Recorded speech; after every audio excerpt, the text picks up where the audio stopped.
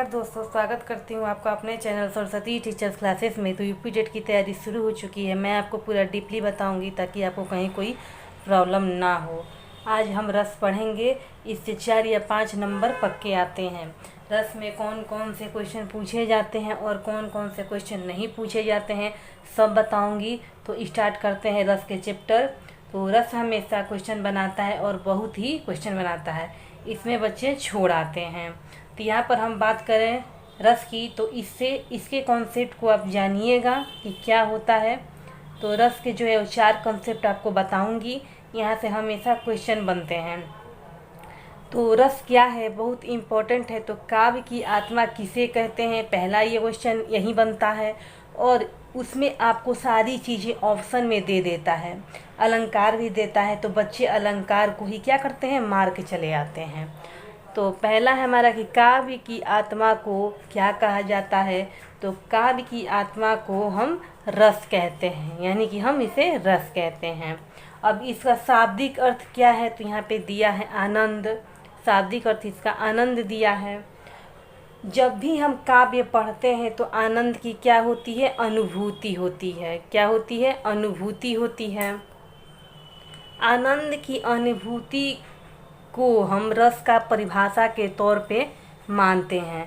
यानी कि जब भी हम काव्य पढ़ते हैं तो आनंद की अनुभूति को ही हम रस का परिभाषा के तौर पे माना जाता है। इसी को हम क्या कहते हैं, शाब्दिक अर्थ कहते हैं। तो सर्वप्रथम रस को किसने बताया, तो भरत मुनि ने। क्वेश्चन बनता है कि सर्वप्रथम रस को किसने बताया, तो भरत मुनि ने। अब ये 3 क्वेश्चन आपके हो गए क्लियर। अब चौथे क्वेश्चन जो बहुत इम्पोर्टेंट है, कहता है भरत मुनि के अनुसार कितने रस हैं। आपका चौथा क्वेश्चन जो है ये कि भरत मुनि के अनुसार कितने रस होते हैं पूछ रहा है। तो अनुसार कितने रस होते हैं, तो ये आपको पूरी तरह से पता होना चाहिए। तो हिंदी में रस अलग है, लेकिन भरत मुनि के अनुसार रस के प्रकार क्या हैं, यह अलग हैं। यानी हिंदी में कितने रस हैं और भरत मुनि में कितने रस हैं, ये आपको समझना है। तो भरत मुनि के 8 प्रकार के रस होते हैं और हिंदी के बारे में भी मैं आपको बताऊंगी। तो पहला तो टॉपिक आपका यही हो गया कि भरत मुनि का जो रस का प्रकार है वो कितने हैं, तो 8 प्रकार के होते हैं। अगर ये पूछे कि रस के कितने अंग होते हैं, अगर क्वेश्चन में पूछ दे कि रस के कितने अंग होते हैं, तो रस के 4 अंग होते हैं। अब ये 4 अंग हमारा कौन कौन सा होता है, तो पहला है हमारा विभाव, दूसरा अनुभाव, तीसरा संचारी भाव, चौथा हमारा है अस्थाई भाव। और एक चीज़ याद रखिएगा, ये संचारी भाव को अच्छे से जानिएगा। संचारी भाव की कभी कभी संख्या क्या करता है, पूछ देता है, कहाँ पे, एग्जाम में। तो इसकी संख्या कितनी होती है, 33 होती है। अगर पूछते कि संचारी भाव की संख्या कितनी है, तो 33 होती है। अच्छे से याद करिएगा क्योंकि एग्जाम में ये पूछता है टिप में। तो ये संचारी भाव की संख्या हमारी 33 होती है। इसका मतलब जो अस्थाई भाव के साथ संरचन करते हैं वो संचारी भाव कहलाते हैं। जैसे हर्ष हो गया, चिंता हो गया, इसी टाइप के। लेकिन हमें क्या करना है, तो पॉइंट टू पॉइंट पढ़ना है। अब अगर हम बात करें तो भरत मुनि के अनुसार 8 प्रकार के होते हैं, लेकिन हिंदी में कितने होते हैं दोस्तों, तो आपको 9 प्रकार के होते हैं। हिंदी में जो रस होते हैं वो हमारे 9 प्रकार के होते हैं। इसीलिए इसे हम 9 रस भी क्या कहते हैं। हिंदी वाला जो होता है इसे हम 9 रस भी कहते हैं, हिंदी वाले को। ये दोनों आपको याद रखना बहुत इम्पोर्टेंट है। अगर बात करें तो क्या बात करें कि अगर वर्तमान में कितने रस होते हैं, कभी कभी 3 क्वेश्चन बनते हैं। वर्तमान में 11 रस होते हैं, क्योंकि हिंदी में जो योद्धा थे, जो कवि थे, उन्होंने क्या कहा है कि 11 होते हैं। एक वात्सल्य बढ़ा दिया और एक भक्ति रस को क्या बढ़ा दिया। एक हमारा वात्सल्य रस हो जाएगा और दूसरा जो है हमारा भक्ति रस बढ़ा दिया। बस याद रखना है कि भरत मुनि के अनुसार 8 प्रकार के होते हैं, हिंदी में 9 होते हैं जिसे 9 रस कहते हैं, और वर्तमान में हमारा 11 रस होते हैं। तो ये हमारा था रस। अब स्क्रीनशॉट लीजिए, आगे बढ़ते हैं। तो पहला जो हमारा आता है वो है हमारा श्रृंगार रस। अगर श्रृंगार रस की बात करें तो इसका स्थायी भाव जो होता है, अब अस्थायी भाव क्या होता है आपको पता होना चाहिए कि क्रोध क्या होता है, जो संचारी भाव जिसमें प्रेम आ जाता है, क्रोध आ जाता है, इसी टाइप के अस्थायी भाव होते हैं। मतलब जहाँ प्रेम जहाँ क्रोध मतलब आए उसे हम अस्थायी भाव कहते हैं। अस्थायी भाव का मतलब होता है जो उस टाइम का भाव हो, मतलब उस टाइम प्रेजेंट जो भाव होता है उसी को हम अस्थायी भाव कहते हैं। जैसे काव्य और नाटक में, याद रखिएगा, काव्य और नाटक में अस्थायी भाव शुरू से लेके अंत तक होता है। अब आपसे ये पूछ दे कि कोई ऐसा रस बताओ जो रसों का राजा हो, तो दोस्तों तो श्रृंगार रस को ही हम रसों का राजा कहते हैं या रस राज कहते हैं, या फिर इसे हम रसपति भी कहते हैं। याद रखिएगा, रसराज कहते हैं, रसपति कहते हैं और क्या कहते हैं, और इसे हम रसों का राजा भी कहते हैं। तो ये हमारा था। जैसे बतरस लालच लाल की मुरली धरी लुकाए, सोहन करे भौहिन हंसे दिन कहीं नहीं जाए। तो यहाँ पे क्या है, हास्य है दिया है। अब आते हैं हम दूसरे टॉपिक पे जो हमारा है हास्य रस। और इसमें जो आपको अस्थाई भाव है वो डायरेक्ट पूछेगा, बहुत सिंपल है अस्थाई भाव को ज्ञात करना। हास्य मतलब जो होता है वो हमारा होगा श्रृंगार मतलब प्रेमरति, हास्य मतलब हास्य होगा और श्रृंगार का होगा प्रेमरति।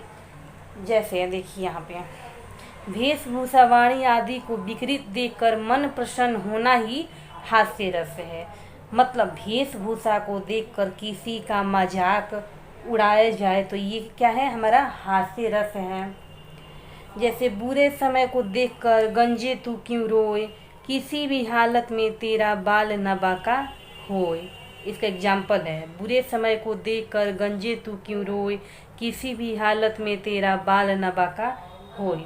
तो इस चीज़ में भी चीज़ें होती हैं, इस चीज़ें में भी क्या होती हैं, चीज़ें होती हैं। वो किसी न किसी के खिल्ली उड़ाने की बात करती हैं, किसी के वेशभूषा देखकर प्रसन्न देखकर मजाक उड़ाया जाता है, इसी को हम क्या कहते हैं, हास्य रस कहते हैं। क्लियर हुआ? तो हमने अभी तक श्रृंगार रस और हास्य रस पढ़ा। चलिए स्क्रीनशॉट लीजिए, आगे बढ़ते हैं।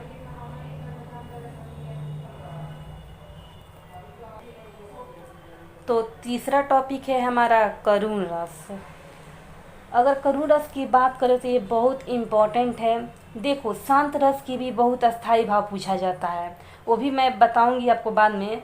यहाँ पर करुण रस की अस्थाई भाव की बात की गई है, तो वो क्या होता है, तो वो शोक होता है। करुण भाव की जो अस्थाई भाव होता है वो क्या होता है, शोक होता है। जैसे दूर जाने से वियोग, प्रेमी का बिछड़ना इत्यादि। ये हमारा क्या हुआ, ये नोट में आपको ये जहाँ दिखे तो समझ जाइएगा कि वो करुण रस ही है। याद रखिएगा, श्रृंगार का प्रेम और रति होता है, हास्य का हास होता है और करुण का शोक होता है। पहले ही बात की श्रृंगार रस में मिलने का, प्रेम की बात थी, लेकिन यहाँ करुण रस है, इसमें बिछड़ने की बात हो रही है, वियोग की बात हो रही है। राधा कृष्ण के बीच ये बात हुई थी, उनके मतलब उनसे ही रिलेटेड क्वेश्चन जो एग्जाम में अक्सर पूछे जाते हैं। अब यहाँ पर आप इसका एग्जाम्पल देखो, रही खरकती हाय सूल सी, पीण उड़ से दशरथ के, गालिन त्रास वेदना अभिमंडित साप कथा से कह न सकें। अब यहाँ पर हाय दिया है, आप देख ही रहे हो, यहाँ पे क्या किया है, हाय दिया है, यहाँ पे दिया ना हाय, तो आगे बढ़ने की ज़रूरत नहीं है, ये बस करुण रस है, मार देना है। जहाँ भी आपको यहाँ पे क्या दे, हाय दिखाई दे, वियोग दिखाई दे या बिछड़ना दिखाई दे, तो समझ जाइएगा कि वो हमारा क्या है, करुण रस ही है। अब बात करते हैं हम वीर रस की, जो हमारा चौथा टॉपिक है।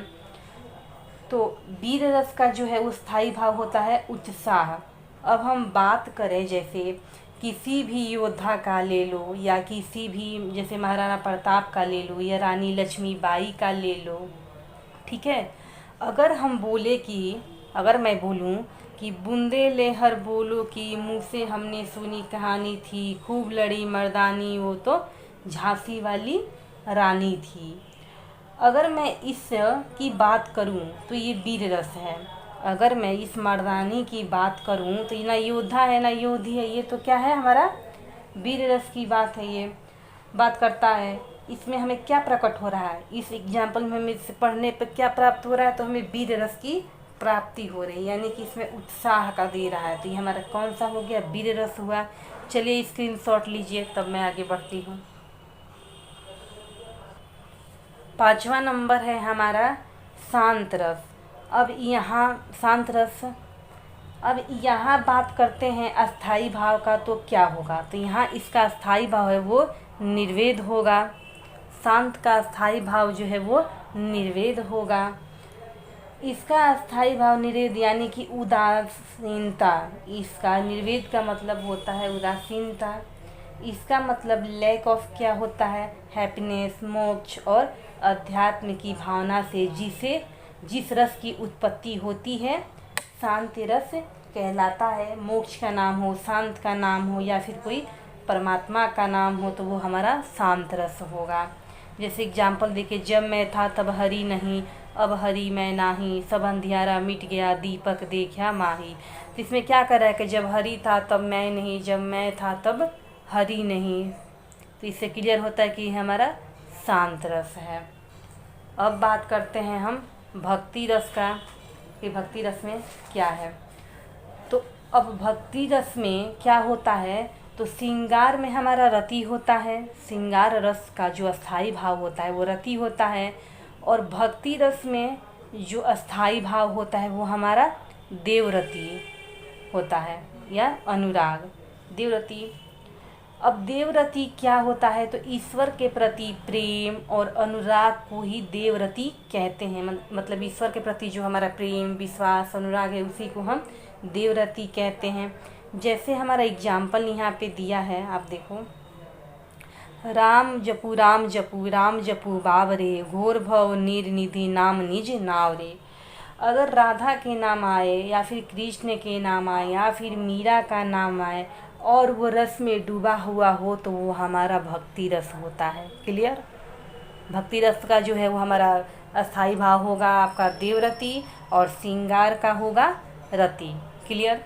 चलिए इस नेक्स्ट टॉपिक जो हमारा है वो है वात्सल्य। 7वां जो है हमारा है वात्सल्य। यहाँ पे वात्सल्य रस से क्वेश्चन जो है वो पूछे जाते हैं और हमेशा क्या है, पूछे ही जाएंगे। वात्सल्य जो है अस्थाई, इसका जो अस्थाई भाव है वात्सल्यता होता है। माता का पुत्र के प्रति प्रेम झलकता है वात्सल्य रस में। ठीक है। गुरुओं का शिष्य के प्रति प्रेम झलकता है कहाँ, वात्सल्य रस में।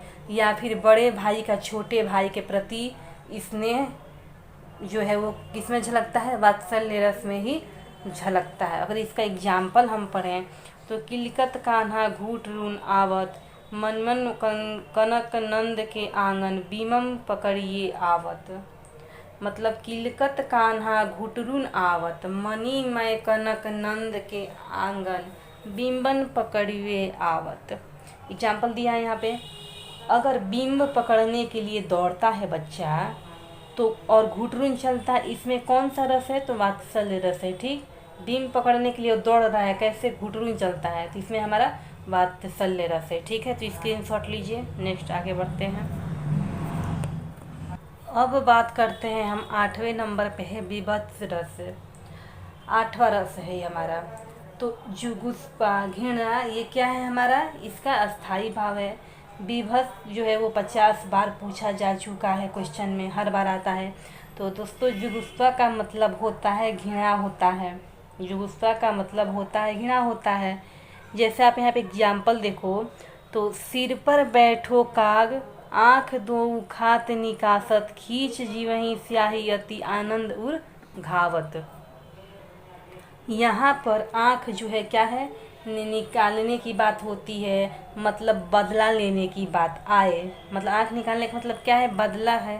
तो जहाँ बदले की बात आए तो हमारा विभत्स रस होगा। जहाँ भी विभत्स रस हो, जहाँ भी बदला लेना हो तो वो हमारा विभत्स रस होगा। चौथा है हमारा रौद्र रस। अब बात करते हैं रौद्र रस। तो रौद्र रस का स्थायी भाव जो है वो क्रोध होता है। कभी कभी देखा होगा कि बच्चों के प्रति माता जो है क्या करती है, रौद्र रूप ले लेती है, मतलब गुस्सा या नाराज हो जाती है, इसी को हम रौद्र रूप कहते हैं। परिभाषा समझिए तो जैसे कभी एक पक्ष या व्यक्ति द्वारा दूसरे व्यक्ति या पक्ष का अपमान किया जाए, वही रौद्र रूप होता है। अब इसका एग्जाम्पल हम देखते हैं कि श्री कृष्ण के बचपन सुन अर्जुन क्षोभ से जलने लगे, सब सील अपना भूल कर करतल युगल मलने लगे। यहाँ पे जलना जो है वो शब्द आ रहा है, इस पॉइंट को देखिए, जलने लगे, क्रोध है, इस टाइप के वर्ड आए तो वो क्या हमारे हैं, रौद्र रूप ही हैं, बस मार देना है, समझे। जहाँ जलने लगे तो मतलब यहाँ बदले की बात हो रही है, तो ये हमारा रौद्र रूप है, बस आपको रौद्र रूप पे क्या करना है, मार देना है। चलिए स्क्रीनशॉट लीजिए, आगे बढ़ते हैं। 10वां है हमारा भयानक रस। इसका स्थायी भाव जो है वो भय होता है, इसका स्थायी भाव भय होता है।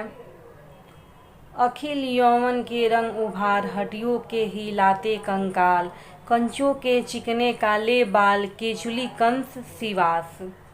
तो अब आप जो हो वो सोचोगे कि भय क्या है, तो जब किसी भयानक व्यक्ति या वस्तु को देखकर उससे संबंधित वर्णन करने से, जो दुखद घटना का स्मरण करने से जो परेशानी क्या होती है, उत्पन्न होती है, उसे हम क्या कहते हैं, तो भय कहते हैं।